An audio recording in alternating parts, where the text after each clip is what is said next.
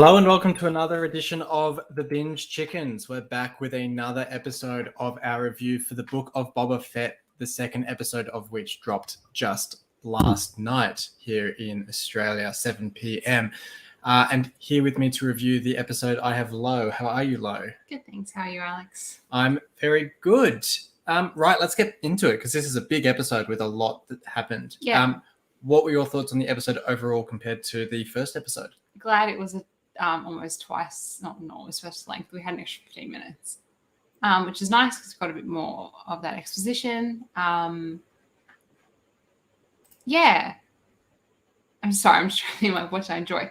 I mean, very similar to the first one, it was more flashback than it was current day plot. But I like the flashback. I'm enjoying seeing more of who Boba Fett is and why he is who he is, or became the character that we saw in Mandalorian. What about you? Yeah, no, I really enjoyed it. I thought, like you're saying, I think the flashbacks were really interesting again this week. I really enjoyed the style of the episode as well. It was directed by Steph Green. I think the first episode was Robert Rodriguez, who did the tragedy in The Mandalorian, which was the episode where we saw Boba Fett smashing up some stormtroopers on Tython. But I thought Steph Green actually really knocked it out of the park this week. I thought the effects that they used for the hover train, for example, the huts that we'll talk about as well, I'm sure, just the general feel of the episode, it just felt very cinematic. I think I said to you while we were watching the episode, This was the most cinematic I've felt Star Wars television has been. So I really enjoyed the look, the feel of the episode, and also what we got to see in the flashbacks and present day. So yeah, let's jump into it then and talk about that present day plot. I think just like the last episode, I think the way we can split this review up is we'll talk about the present day plot and then we'll talk about the flashback plot, since the flashback plot was a bit more substantial again. Yeah. So in the present day, we got a bit more of a continuation of him starting to run his what would you call it? Like his kingdom on Tatooine, syndicate on Tatooine, where he's picked up where Jabba left off, or Bib Fortuna left off before he killed him. He's sort of trying to follow up on the assassination attempt, and like we sort of speculated last week, we thought that was probably going to be driven by the mayor, and we were correct. Partly correct, I guess. Yeah, because he does get the assassin to confess that he was sent by the mayor, so he goes to confront the mayor, who then says that actually it wasn't him. It was more likely someone that wanted him gone. So he goes to see Fwick, I think is the name, who then basically suggests that it's the twins, the cousins of Jabba, and we get to see the Hutts brought in to confront him, as well as the Black Kirsantan, I think is how it's pronounced, the Wookiee from comic fame, which I'm not too familiar with myself, but it was a bit of an interesting. It was a good development of plot. I think we got a bit more of the crime elements, the relationships between the different groups on Tatooine at that point in the episode. So, what did you think of the current day plot that we got? It was interesting. I thought I totally forgot that they had the assassin still for some reason. I not totally forgotten, but I think the episode ended so abruptly last week that didn't get resolved, and I'd forgotten that it didn't get resolved. I was like, okay, yeah. So yes, I had to laugh about the Rancor pit scene. That was funny. A good callback. And the Rancor pit was empty, but it was enough to scare the assassin from the Order of the Night Wind into confessing, thinking that they're about to be eaten. All that was there was that tiny little mouse. I liked it, like your comment last week about how authentically Star Wars it is. I liked how they clearly even just probably lifted the sound effects straight from episode 6. You got the creaking gate lifting up to, in episode 6, reveal the Rancor, and this to reveal nothing. But everything just felt very much like we were back in the Rancor pit. When Luke faced the Rancor. Yeah, no, that was probably the bit I found the most entertaining in the current day. I mean, it was interesting having the twins. I think obviously we're probably going to see more of them, and that'll be cool to see more there. And the Black Wookiee was also cool. Yeah. I wonder if they're sort of setting up the twins as sort of, I mean, we thought last week that it was going to be the mayor as the major antagonist to Boba Fett for the series, but maybe it'll end up being the twins. What did you think of their design? I was going to say, I did like they brought back the mayor's Major Domo. Yes. Yeah. Major We Domo. still don't have a name for him, but he's just sort of... He's just, I don't know, the attitude he's got, it's very much a... I saw someone compare him to the Dean from Community. Yeah. Which I quite liked. That's a great comparison. Yeah, he's a funny little character. The twins, one of them sort of mopping the sweat off his face with a little rat. Yes, yeah. The other one with her fan, talking behind a fan. Very distinct characters, and this comes back to my point about the direction. Like, we've got Jabba, who's sort of the only Hutt that we've really seen before, but these are two new Hutts where you look at them and we're not looking at just, it looks the same as Jabba, but but they've also got very distinctive designs, which I think is a good thing. I did like that I got brought on in a litter, because there's this recurring statement whenever Boba Fett shows up. Someone's like, "Oh, we didn't see your litter," and Boba's like, "No, I'm not going to be carried around." So the fact that these guys showed up in a litter and everyone kind of stopped to watch them approach. Yeah, he's living in the shadow. In the shadow of Jabba. I think. I wonder if it's almost a shot at him at this point. It's not necessarily a genuine comment about, "Oh, we didn't see a litter," as to say, "You're not Jabba the Hutt. You know, why should we respect you? You don't have that same grandiose appearance that he does." Exactly. And I think Boba Fett obviously wants to forge his own path. But that the community or the town is very accustomed to having the Hutt that sort of style. protector. Yeah.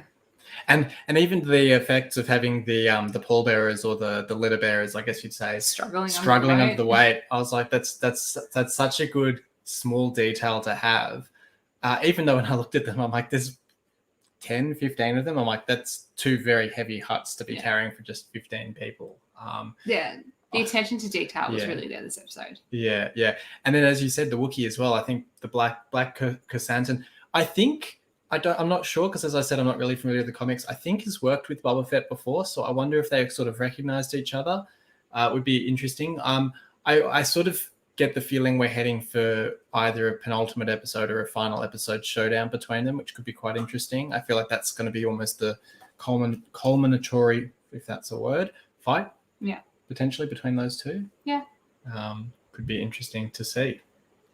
Yeah, but most of the episode was flashback. It was, yeah. So how about we shift on over and talk about those flashbacks? So I guess the broad sort of summary of the plot that we got was, which after the first episode felt a little bit resolved between Boba Fett and the Tuskens, that they weren't really at odds anymore. Now we got to see the sort of the montages of him training with them, sort of working together with them, and they had the attack from the hover train sort of disrupting their society, which then Boba Fett took umbrage to, stole some speeder bikes to then train them up on how to use the speeder bikes so that they could then attack the train. Train then revealed to be under the use of the Pike Syndicate, who were transporting spice across Tatooine. And Boba Fett basically says, if you want to travel across Tatooine, you've got to pay a fee or a debt to the Tusken Raiders for their protection. So again, very much these sorts of mafia themes. And you think like The Sopranos or something, where it's, going around to the shop corner and getting your protection money for that month. So basically saying to the Pike Syndicate, you're basically working under the protection of the Tuskens. And then we get that fantastic sort of, I don't know if you call it like initiation sequence at the end of the episode, where he gets the hallucinatory effects from the lizard. I thought was brilliant. There's some good humor in that as well. Some great little flashback sequences as well that we can talk about. And then fashioning his own gaffy stick and essentially becoming part of the tribe. Yes. So what did you make of the flashbacks? I really like the flashbacks. I like seeing this relationship, I guess, grow between the Tusken Raiders and Boba Fett. And I think it has to do with as we were watching, seeing a side to Boba Fett that I didn't realize, because I feel like you don't know from the movies this character well enough. I feel like there's a lot of legend around Boba Fett, and there's not really... Interesting choice of words with the legends continuity, where there was a much more in-depth look at his character, which really? is is like which is clearly like I think a lot of people look at Boba Fett in this show and go, he's not like in Legends, and it's like, well, it's because it's a different version of the character. But sorry.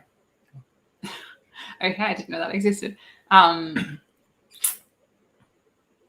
That I don't know. It's an unexpected side. Like he seems a lot softer than I would have originally anticipated. I like that though. I feel like he's a very fair character. Yeah. So he's been sort of rescued and looked after by the Tuskens, so he sort of feels a sort of debt to them, I guess, which is why he helps them in their fight with the Pikes. But then we still see, so he goes to Toshi Station to get the speeder bikes, and there's still that vicious side of him. He's sort of bashing up on the Niktos at the station. We've got a nice cameo from what were their names? So it's Cammy and Lays. Fixer, I think, is his nickname, who were in that deleted scene from A New Hope. So that was a cool little cameo for them. I saw someone sort of compare this to Terminator, where he goes to the sort of rundown pub or bar, bashes up the bikie and steals the bike to go back to Sarah Connor and John. It's a little bit like that. He just goes, grabs all the speeder bikes and takes them back to the Tuskens. So you've still got that rough side to him in the episode as well. Yes, I did enjoy when he got back to the Tusken camp. They immediately started to undo. Take apart the bikes, and he's just like, no. And it was interesting, I guess, watching the communication between the Tusken Raiders and Boba Fett and how they're learning to communicate with each other, using like hand symbols and things like that. I think, it's a nice relationship to watch grow. It's very organic as well. It doesn't feel like, it's not like they've gone from 1 minute hating each other to 1 minute being really trusting. It's sort of a growing relationship. Yeah, exactly. Which has been good. Lots of humor in the training with the speeder bikes as well, similar to when he's first training with the gaffy sticks. And the Tusken leader's clearly saying, you're not holding it right. And he's like, I'm holding it the same as you. And then with the speeder bikes, he's sort of saying, go like that to go fast, and then you go like that to stop. Yeah. The guy gets on it and goes backwards, and it's a lot of good humor in this episode. There was a lot of humor. Yes, the lizard part was probably also hilarious. Just Bob's reaction. Oh, I think I swallowed him. I'm sorry, little fella's a bit tricky. Yeah. That was very funny. That was oh no! It's like I'll use the lizard to guide me, and oops, I've accidentally swallowed. I thought almost funnier or equally as funny is at the end. He comes back and the Tusken collapses or does something, and then the lizard crawls back out of his nose. And I was like, the lizard's still alive. Like, it was such a wild sort of sequence. But I'd love to hear the behind the scenes. Yeah, the behind the scenes. Like, I mean, how they do like the what is it called with the Mando? They had like the round table. Oh yeah. The gallery. Yeah. I'd love to see a gallery breakdown of that episode in particular, just to see the thinking behind that lizard scene, and I guess a bit more of the mythology behind it. It feels. I wonder if it's borrowing a bit from Maori culture, because I think Tamara Morrison said that he had quite a lot to do with the development of a lot of the customs. So, for example, when he shows up in The Mandalorian and the robes that he's wearing and the gaffy stick, even in terms of how it's used to fight, he said he got to borrow a lot from his own background in Maori culture. So I would be curious to know if a lot of that sort of ritual and tribal customs does come from that, or it could be Native American. It could be all sorts of other cultures. Could be, as you say, quite interesting to learn about. Yeah, I'd be interested to know more. I really enjoyed the fact that he got his own stick. And we got to see how it was made. I thought that was really interesting. Yeah, that was nice. And the fact that he got to like make it his own as well and add his own elements. And then we see him at the end of that flashback getting the robes that we eventually see him in Mandalorian. Yeah. Which was nice as well. As I said, it just felt like you had these two very different cultures, characters, language, and how they've been able to come together and work together. I think it was quite well done. And the action the action this episode compared to last week was so much better. The hover train sequence is probably my favorite sequence of the episode. It reminded me a little bit of the sequence in Solo, which is also on a train. And when I compare them side by side, I struggle to see any difference in terms of quality of cinematography, in terms of effects, in terms of the edge of the seat nature of the action. I thought this was brilliantly done. The whole sequence, the droid pilot trying to like shake them off, all of that, I thought was really exciting, really thrilling. Keeps you kind of captivated through the whole sequence. And yeah, the effects were fantastically done as well throughout it. Yeah, what did you think of it? Yeah, no, it was a good scene. It was cool in terms of seeing all that training between Boba Fett and the Tusken Raiders come to fruition, I guess, because you've got Boba Fett using the stick, you've got the Tusken Raiders using the bikes, so they're like taking what they've taught each other and using them for that greater good, I guess, of claiming the land for the Tuskens, and so ultimately stopping them from being unfairly targeted. And it did feel like there was a lot of I don't know what the correct terminology is, but so for example, Native American or Maori or Indigenous people in Australia, that sort of concept of ancestral connection to the land, both in what he says to the Pikes in terms of this is their land, and then also the Tusken leader talking to Boba about having been there since there were oceans on Tatooine, which is considerable amount of time. There's that sort of emphasis on that connection to the land and the original people who owned or roamed that land, and then their connection to that land. Yes. I thought was a really strong point in the episode. Yes. And it was just nice. And as you said, the graphics were really good. Like you wouldn't think that this is a TV show. Obviously, they're throwing a lot of money at this. And it felt a lot more than last week. And I saw a comment which I kind of had to think about twice, where someone said it almost felt as if this was the original first episode for the season, and then they sort of threw together last week's episode instead to be the premiere episode. Because you look at, as you say, the effects and the visuals and everything in this episode, it's a much longer running episode. It did feel like this set up a lot more of the plot and a lot more of the action set pieces and things like that than we got last week. Yeah, I still felt this one also stayed true to that OG Star Wars feel. And like they haven't, even though the graphics were quite modern and real, they still managed to keep, that's totally not my phone, to keep that authenticness of Star Wars. And I think I just made a word up there as well. Yeah, I mean, the droid pilot, even the little creatures. So there's the moment when that, I feel like it's like a sand flea or something jumps out of the sand and the Tuskens kill it near the start of the episode. So the different creatures, the lizard that goes up his nose, the little creatures, it's a very authentic Star Wars thing to have these sorts of little creature characters, which I think worked a lot better than the basilisk or whatever we will call it from last week's episode. As a creature. The sand monster? Yeah, the sand monster that we got last week. I thought it was interesting as well to have the Pike Syndicate appear in this, because we've seen them previously in Clone Wars and in Solo briefly. So we're kind of getting a lot of different layers of potential antagonists to the story. We still haven't really seen, for example, Bib Fortuna could pop up in the flashbacks to kind of give some motivation for why he's so aggressive, because we're sort of talking about this as a softer Boba Fett. Yeah. He's sort of learning and he's negotiating and he's trying to make alliances with people. But then, of course, he goes to Jabba's palace and then just kills Bib Fortuna in cold blood to take the palace. And we don't have a sense of what that motivation would be for him to do that.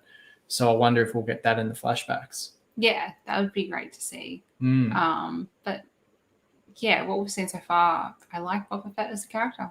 Yeah. And then speaking of flashbacks, we do get the flashbacks within the flashbacks when he does have the hallucinations with the lizards. And I was sitting there as we got the hallucinations thinking, oh, come on, let's see more of Kamino, kind of like we got at the start of the first episode. And sure enough, we get a really cool little sequence where I feel like they must have, similarly to there was the Geonosis Arena sequence where I think they've imposed Daniel Logan's face in the reflection in the mask because it's new footage. Similarly with this one, this is completely new footage that we get on Kamino where Django is clearly leaving for a mission. I was sort of looking at it as could even be the mission that he goes to Coruscant to try and kill Padme at the start of episode 2. And we've got Boba Fett sitting in their quarters on Kamino, watching him leave, and get the reflection in the glass that shows Daniel Logan, aka Boba Fett's face. Brilliantly done again. And again, it's like this is a TV show, and the effects that they're using, like that footage of Kamino looked like it could have been, a deleted scene from episode 2. Maybe Disney's realizing that movies aren't really their jam for Star Wars, and TV shows the way to go. I think this is also making me super keen for Obi-Wan. Yeah. Okay. And actually, that was an interesting one that I wanted to bring up with you.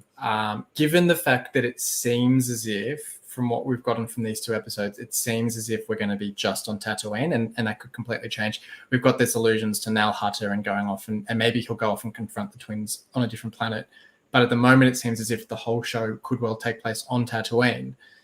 If we're then going to get a Kenobi show that would presumably also be set predominantly on Tatooine, how do you think they could play that? Because I feel like we've got the Mandalorian, which is a faceless Mandalorian character. Now we've got Boba Fett, who's also a Mandalorian on Tatooine. Getting shows with a lot of overlap in terms of the concepts of the shows. Do you think this then kind of suggests that Fett's not really a Mandalorian? Well, but as in he's got the armor. Yeah. That's about it. Yeah. But do you think that then points to the Kenobi show potentially taking place more away from Tatooine? Potentially. Yeah. Rather than having another show set. Because I kind of thought that the Kenobi show might have some of these elements with negotiating with the Sand People and doing different things with them, which we're now seeing in Boba Fett. So makes it interesting to see what Kenobi would do. I haven't seen or heard or read anything about Obi-Wan outside of the initial... But would you be happy with it also being set on Tatooine, or would you want to see something else now? Tatooine seems to be the place to be. So, I mean, it wouldn't bother me. I'm assuming there's other areas on Tatooine that we haven't been to, but it also depends on when Obi-Wan is taking place. I know I thought maybe it'd be put more that. I think it'd be about 10 years before this. Yeah, so I think it'd be about 5 years more, before episode 4. Maybe Obi-Wan's dropped the twins off, and then he goes off on his own adventures, and then comes back. I don't think he's just sat on Tatooine waiting for Luke to grow up all that time. I mean, that seems to be... Uncle Ben's done a few fun things. That does seem to be what they're going for, because I think the suggestion is that in episode 4 at least, the suggestion is that he has just sat on Tatooine watching Luke. But then I think they're kind of bending that a little bit, so they will have him going off Tatooine and maybe helping him bail with things. Watching Luke for a couple of years as Luke was coming of age, because he's waiting for Luke to then find him. Yeah. But he also has the Force. Surely he'll get I was going to say Spidey senses tingling. Wrong franchise. The Force surely would alert him to be like, oops, Luke's going to find you soon. You need to come back. Yeah, that's very true. We'll see what happens with that as well. So then just overall, so I think the music in this episode, for example, we were talking about the music last week. I think the music seemed to work a lot better this week as well. I don't know if that's more just because we're getting used to the kind of guttural chants that they involve in the music, or if it's just that it's kind of fitting better with the set pieces as the story progresses. But how did you find the music of this episode? I didn't really notice it, which means it was better. I noticed it last week because it was lacking. Yeah. So the fact that I didn't really, and I'm usually big on listening to music, but I got so caught up in what was happening that it didn't bother me. I didn't really pay attention to the music. And as I said, I was really caught up in last week's episode too, but then that lack of music took me out of it. So the fact that I didn't really even notice that music that much means it's more part of the overall mise en scene and, brings it all to life. So I think they've definitely gone better. Yeah, definitely. And then I think the other thing was we've already sort of talked about the scripting for this, or the writing for this episode. And I thought, Fennec Shan, for instance, got that great line when they're interrogating the Order of the Nightwind Assassin, where she sort of says, "Oh, you're paying for the name." So it's sort of like, she's got some great lines, throwing a bit of shade at the assassin as well. But I thought this episode had a lot of great lines in it. I had one question, which I haven't asked you yet. Yeah. Fennec did say when the twins left, you'd have to get permission to kill them. Yeah. Who are they getting permission from? Well, I think, and this was another sort of, I think that's another allusion to the sort of mafia underworld that they're all operating in, where it's sort of like again, looking back at The Sopranos, it's that whole concept that you can't just kill a Don. Like, they're part of a rival gang mafia family, but you can't just kill them. You need to basically, they would have to have done something wrong to not have the protection of their family for you to be able to kill them. So whether that would be from, and that's sort of that's the illusion where I feel like maybe they will end up going off planet to Nal Hutta, which is like the home of the Hutts, and they're gonna basically go to some patriarch of that family to say, you know, pull your kids into line. They're, you know, coming in on our territory on Tatooine, and then that patriarch or matriarch would then operate, or they might turn around and say, you know, they've got the claim, you've got to clear off. So it is all that sort of underworld dealings and relationships, and you know, if Boba Fett gets enough backup and he then has the bigger claim, get a bit of a turf war going with the twins. But again, yeah, no, I thought that was another great line from Fennec, and it's she didn't have a whole lot to do in the episode, and I think that's partly because most of the episode was flashback again. So that's a question I had for you: was do you think? And it felt like last episode we thought that the flashback plot was largely resolved. This episode we again feel like, okay, we're now sort of, he's part of the tribe. He's got the gear that we see him in The Mandalorian. That now it's resolved. Do you think next episode will be mainly present day, or do we think we'll get another sort of story of the week in the flashbacks? I don't know. I feel like it's going to be a lot of flashbacks until we get to that modern day plot. Are you more invested in the flashback plot at the moment? I mean, yes, probably an easy question to answer because we've got more plot so far from the flashbacks, but would you like to see more of the current day? Are you intrigued by the current day plot? Not at this point in time. Okay. I like Fennec though, so I want to see more of Fennec. Yeah, and I think it's going to be interesting, like we sort of started to predict last week, whether the plots would start to overlap, whether we'd get anything happening in the flashbacks that's then going to impact on the present. And we sort of thought maybe we'd get the mayor appearing in the flashbacks first before the present, but we didn't. I did notice, and I said to you at the time, the speeder bikes that Boba Fett took had the same gang symbol on them that had been painted on the house in the first episode. So I do wonder if that gang will sort of become a recurring motif or a recurring antagonist in the flashbacks. So that will be interesting to see as well. Yeah. Very interesting. Yeah. Okay. Did you have any closing thoughts for the episode before we signed off? Keen for next week. Keen for next week, absolutely. And I'm keen for next week as well. So everyone that has watched along for this episode, please leave your thoughts and comments below. What did you like about this episode? What would you like to see more of in the coming weeks in the Book of Boba Fett? You can follow us on Instagram. The handle is in the description below, and our Twitter handle is actually right here, conveniently. So you can also follow us on Twitter for all of our future episodes. If you're into Doctor Who, we've just released our episode reviewing the New Year's Day special for Doctor Who. We've done a roundup of all of the bingeable shows and stream-worthy shows from 2021. That's on our channel now for you to watch. And we'll be back again next week for another episode of the Book of Boba Fett. So until then, thanks for watching. Bye.